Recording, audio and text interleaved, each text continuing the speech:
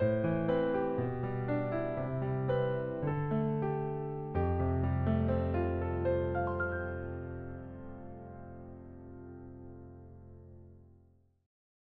4일) 매일 주신 기도회를 주님 앞에 고백하겠습니다.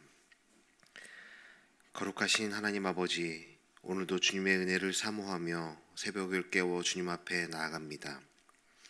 우리의 마음과 생각을 주님께로 집중하게 하시고 이 시간 온전히 주님의 영광을 위한 예배가 되게 하여 주시옵소서. 먼저 주님께서 우리의 삶을 다스리시고 인도하심을 고백합니다. 우리의 걸음이 때로는 느려 보이고 응답이 더디게 느껴질 때에도 주님은 결코 늦지 않으시며 가장 선한 길로 우리를 이끌어 주심을 믿습니다. 오늘 이 예배 가운데 주님께서 말씀하시고 우리의 마음을 새롭게 하시며 우리 믿음을 견고하게 하여 주시옵소서. 이 시간 특별히 육신의 질병과 고통으로 인해 혈루증 여인과 같이 간절함으로 주님을 붙들 수밖에 없는 교우들을 위해 기도합니다. 몸이 연약함과 아픔 속에서 낙심하지 않도록 주님의 위로와 치유의 은혜를 부어 주시옵소서. 인간의 한계를 뛰어넘는 주님의 능력으로 회복을 허락하시고 그들의 삶 가운데 평안과 소망을 더하여 주시기를 간절히 원합니다. 또한 사랑하는 이들의 고통과 아픔을 보며 야이로처럼 주님께 엎드릴 수밖에 없는 교우들을 위해서도 기도합니다. 사랑하는 이를 위해 간절히 부르짖는 기도를 들으시고 그들의 눈물을 닦아주시며 주님의 선한 뜻 안에서 가장 좋은 길로 인도하여 주시옵소서. 주님의 때를 기다리는 믿음을 허락하시고 두려워하지 않고 끝까지 주님을 신뢰할 수 있는 은혜를 베풀어 주시기를 간절히 구합니다. 주님, 오늘 예배 가운데 함께 하시는 주님, 우리의 모든 찬양과 기도를 받아주시고 주님의 음성을 듣는 복된 시간이 되게 하여 주시옵소서. 이 모든 것을 주님께 맡겨드리며 우리를 사랑하시는 예수 그리스도의 이름으로 기도드립니다. 아멘. 오늘 우리에게 주시는 하나님의 말씀은 누가복음 8장 40절로 56절까지 말씀입니다.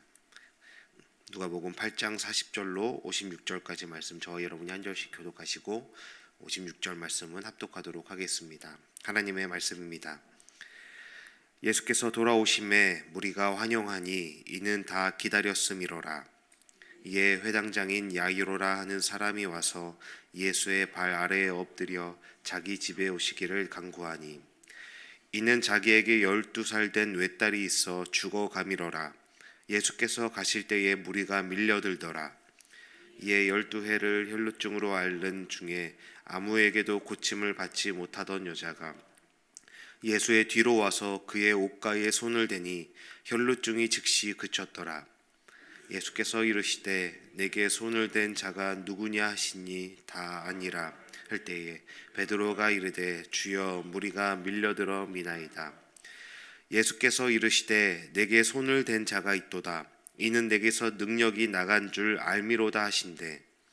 여자가 스스로 숨기지 못할 줄 알고 떨며 나와 엎드리어 그 손댄 이유와 곧 나은 것을 모든 사람 앞에서 말하니 예수께서 이르시되 딸아 내 믿음이 너를 구원하였으니 평안히 가라 하시더라. 아직 말씀하실 때에 회당장의 집에서 사람이 와서 말하되 당신의 딸이 죽었나이다. 선생님을 더 괴롭게 하지 마소서 하거늘 예수께서 들으시고 이르시되 두려워하지 말고 믿기만 하라. 그리하면 딸이 구원을 얻으리라 하시고 그 집에 이르러 아이의 부모 외에는 함께 들어가기를 허락하지 아니하시니라. 모든 사람이 아이를 위하여 울며 통곡하매 예수께서 이르시되 울지 말라. 죽은 것이 아니라 잔다 하시니 그들이 그 죽은 것을 아는 고로 비웃더라. 예수께서 아이의 손을 잡고 불러 이르시되 아이야 일어나라 하시니 그 영이 돌아와 아이가 곧 일어나거늘 예수께서 먹을 것을 주라 하며 함께 읽겠습니다. 그 부모가 놀라는지라. 예수께서 경고하사 이 일을 아무에게도 알지 말라 하시니라. 아멘. 오늘도 귀한 자리에 함께 나오신 여러분 주님께서 우리의 모든 걸음과 이 시간을 기뻐하실 줄 믿습니다. 우리는 모두 동일한 시간들을 살아가고 또 걸어갑니다. 각자가 짊어지는 시간과 무게는 하지만 같지 않다라는 것을 우리가 느끼고 또 알고 있지요. 제가 얼마 전에 베트남 아우니치를 청년들과 함께 다녀왔는데 그 똑같은 시간을 갈 때 그리고 올 때 제 옆에 누가 앉아 있느냐에 따라서 그 비행기에서 앉아 있는 시간이 너무나 다르게 느껴지는 것을 느끼게 되었습니다. 갈 때는 모르는 사람, 모르는 분 옆에 앉았는데 그렇게 따분하고 또 피곤하고 그랬는데 올 때는 또 함께 또 좋은 시간을 함께 나누었던 청년들과 함께 돌아올 때는 시간이 너무나 짧게 느껴지는 느낌이었습니다. 기쁜 시간은 너무 빨리 지나가는 것 같습니다. 그리고 아픈 시간, 힘든 시간, 괴로운 시간들은 한없이 길게 느껴지는 것 같습니다. 특히 우리가 원치 않는 고난과 기다림의 시간은 너무나 무겁고 더디게 다가옵니다. 너무 빨리 해결되길 바라는, 간절하게 바라는 일은 그 일들이 더디게 진행될 때 우리는 조바심을 내고 또 때로는 원망과 불안에 빠지기도 합니다. 여러분 혹시 인생에서 하나님께 이렇게 기도해 보신 적 있으신지요? 하나님 왜 이렇게 늦으십니까? 내가 바라는 때는 이때인데 하나님 왜 그때에 일해 주시지, 응답해 주시지 않으십니까? 라고 절박하게 외쳐보고 기도해 보신 적 있으십니까? 하나님이 빨리 응답하셨으면 좋겠는데 마치 하나님은 우리와 다른 시간 속에 계신 것처럼 느껴질 때가 너무나 많이 있다는 겁니다. 오늘 우리가 함께 살펴볼 이 말씀은 하나님께서 우리의 시간 속에서 어떻게 일하시는지를 보여줍니다. 회당장 야이로의 이야기와 12회 동안 헬루증을 앓았던 여인의 이 이야기를 통해 우리는 하나님의 시간이 느린 것처럼 보일지라도 결코 늦지 않다라는 것을 깨닫게 됩니다. 그리고 그 가운데 우리가 해야 할 일은 두려워하지 말고 믿기만 하는 것임을 말씀을 통해 다시 한번 배우고 도전받을 수 있습니다. 이 말씀을 통해서 오늘 이 말씀을 함께 묵상하며 하나님께서 우리의 삶 가운데 우리의 시간 가운데 일하시는 방식을 아주 조금이라도 이해할 수 있다면 우리에게 큰 위로와 소망이 부어질 줄 믿습니다. 오늘 말씀을 함께 살펴보겠습니다. 어제 나눴던 말씀처럼 예수님께서 갈릴리로 거라사 지방에서 광인을 치유하신 후에 그곳 사람들이 떠나가시기를 요청하자 다시 갈릴리로 돌아오십니다. 그때 많은 무리가 부둣가에 나와서 예수님을 기다리고 있었습니다. 그때 그 많은 사람들 중에 한 사람이 간절한 얼굴로 예수님께 다가옵니다. 누가복음 8장 전체의 그 줄거리 속에서 이 문맥 안에서 이야기를 보자면 길 가다가 그 남자가 예수님을 우연히 만난 것이 아니라 주님께서 귀신 들린 거라사 지방 사람을 자유롭게 하시고 갈릴리로 다시 돌아오고 계시다라는 소식을 듣고 이 야이로란 남자가 부둣가에서 마음을 졸이며 애타게 기다린 끝에 일어난 만남이었습니다. 그리고 그는 회당장이라고 본문은 말하고 있지요. 회당장은 단순한 종교 지도자가 아니라 지역사회에서 존경받고 권위를 가진 사람이었습니다. 그렇기 때문에 야이로가 예수님 앞에 나와서 예수님 앞에 엎드렸다라는 것은 그냥 단순한 행동이 아닌 것이죠.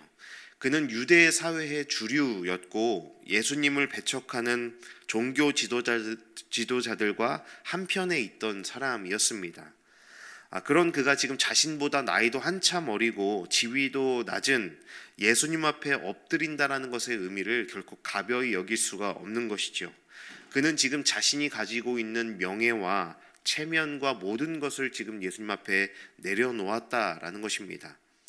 왜냐하면 그는 자신의 자존심보다도 자신의 체면과 지위보다도 딸의 생명을 살리는 것이 더 중요했기 때문에 절박한 심정으로 예수님 앞에 나아갈 수밖에 없었던 겁니다. 그리고 그가 이렇게 얘기합니다. 예수님, 제 딸이 죽어가고 있습니다. 부디 오셔서 손을 얹어 주십시오. 그러면 제 딸이 살 것입니다. 야이로는 예수님이 빨리 자신의 집으로 가셔서 딸을 고쳐주시기를 간절히 원했습니다. 그에게는 시간이 없었어요. 딸이 언제 숨을 거둘지 모르는 절박한 상황이었다는 것이죠. 예수님께서 그의 집으로 가던 도중에 딸이 죽었다라는 소식이 들렸던 것을 고려하자면 그의 딸은 이미 사경을 헤매고 있었다는 것을 알 수 있습니다.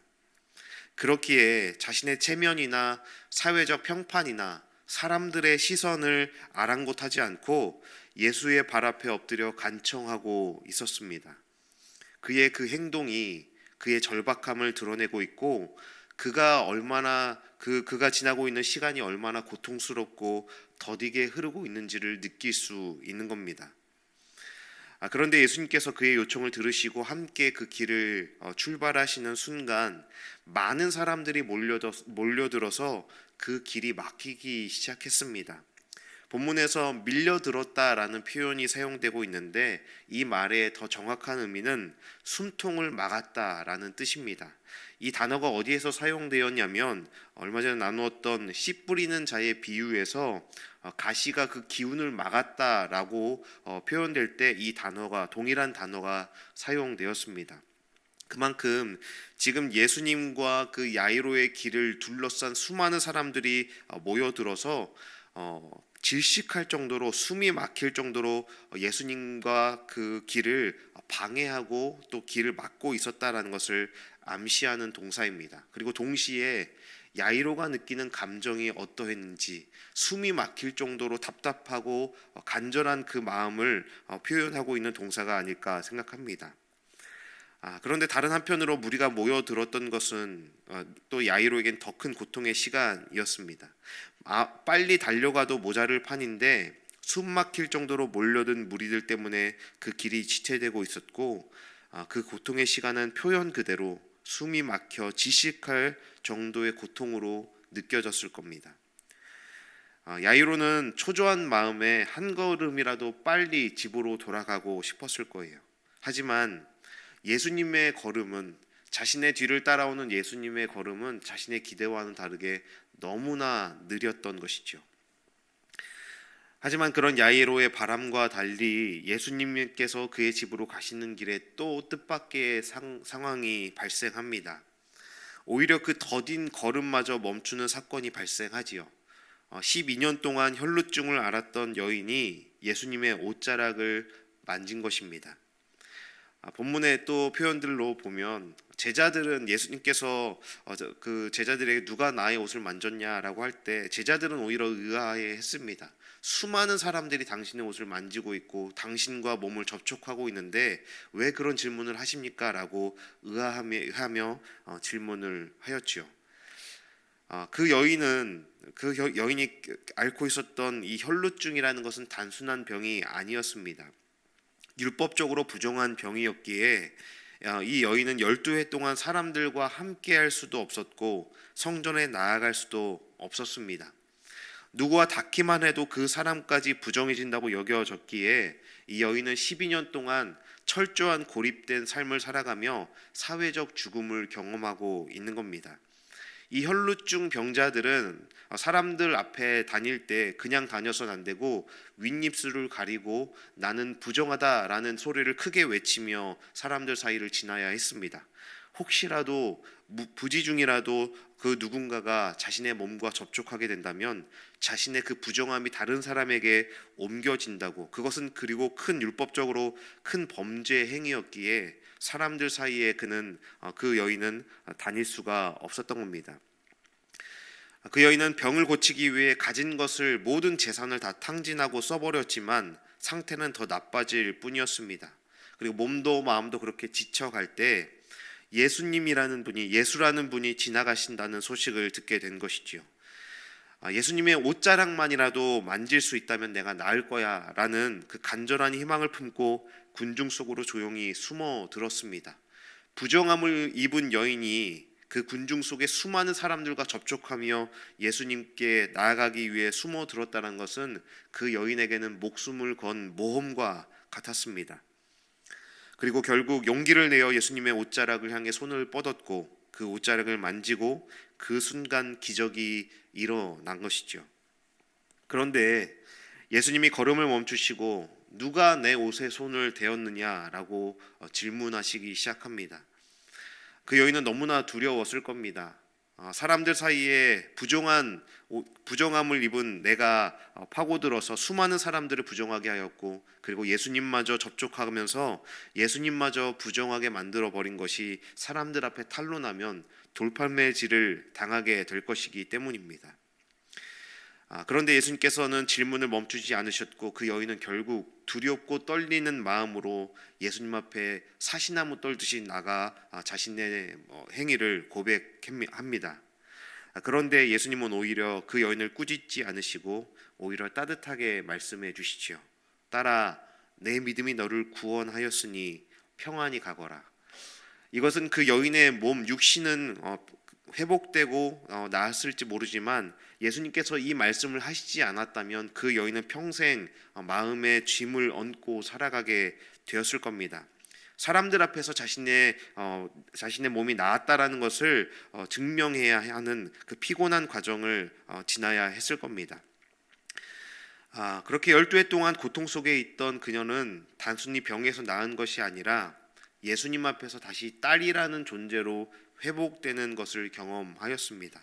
너무나 감격스럽고 너무나 감사한 놀라운 장면이 펼쳐지고 있는 것이죠. 그런데 그 많은 무리들 중에 한 사람의 얼굴만은 일그러지고 있는 거예요. 한 사람은 그 평안과 기쁨에 참여하지 못하고 점점 더 얼굴이 일그러지고 낯빛이 어두워지고 있습니다.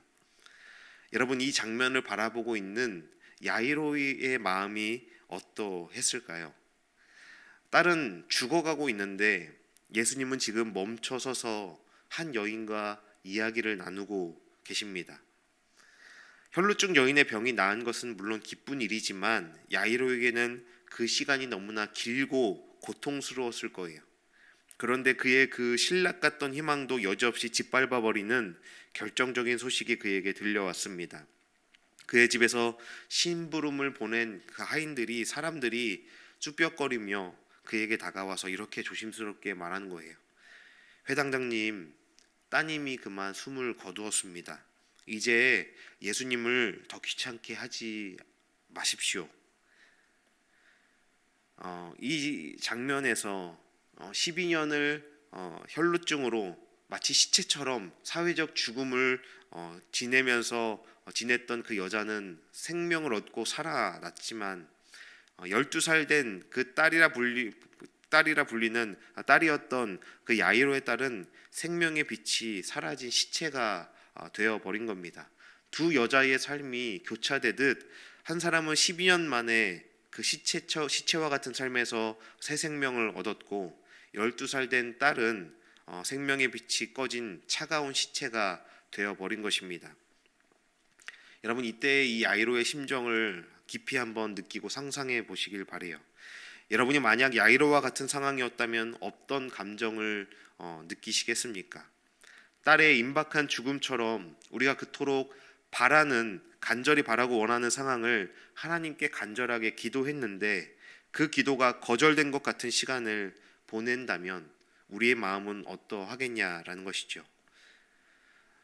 너무 고통스럽고 힘겹고 괴로운 날들의 무게에서 벗어나고자 간절함으로 예수님의 발 앞에 엎드렸는데 그런 마음을 알아주시기는커녕 응답을 향한 걸음이 너무나 더디고 아예 멈춰버린 것 같은 삶의 시간을 보내야 할 때 우리의 삶에서 그런 시간들이 있지 않으셨냐라는 겁니다.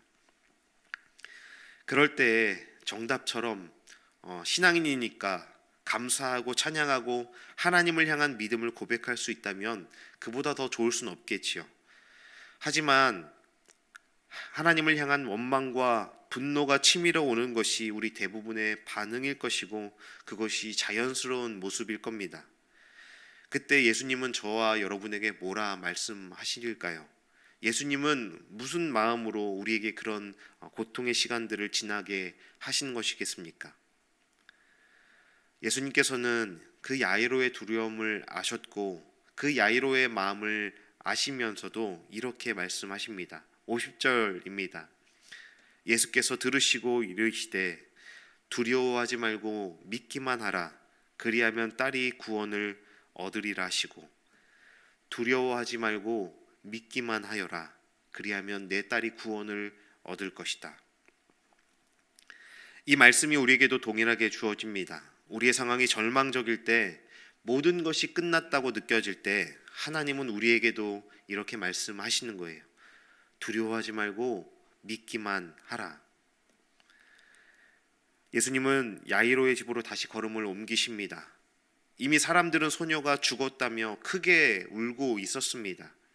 그런데 예수님은 그들을 향해 이렇게 말씀하시죠. 울지 말라. 이 아이는 죽은 것이 아니라 자고 있다. 사람들은 그 말씀을 듣고 비웃기 시작했습니다.